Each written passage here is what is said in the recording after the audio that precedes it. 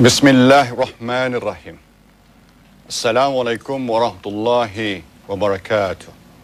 Salam sejahtera dan salam satu Malaysia.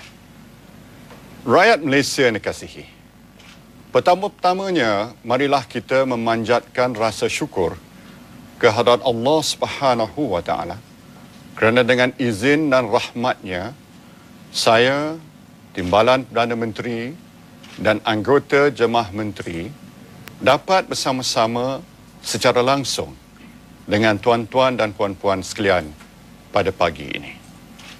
Saya ingin memaklumkan kepada rakyat Malaysia bahawa pada pagi ini saya telah pun menghadap Seri Paduka Baginda Yang di-Pertuan Agong dan menyembah warkah kepada Baginda memohon perkenan supaya Parlimen ke-12 dibubarkan pada hari ini Rabu 3 April 2012. Sehubungan dengan itu, selaras dengan peruntukan Perlembagaan Persekutuan, Baginda telah pun memperkenankan bagi Parlimen ke-12 dibubarkan berkuat kuasa hari ini.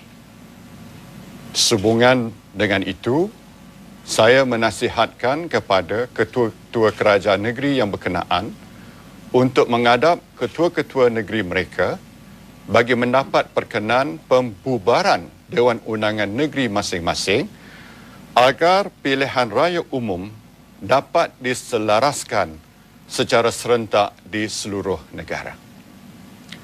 Rakyat Malaysia yang dikasihi, hari ini 4 tahun yang lalu, pada tanggal 3 April 2009, saya telah pun mengangkat sumpah untuk memikul amanah serta tanggungjawab sebagai Perdana Menteri Negara Malaysia yang tercinta.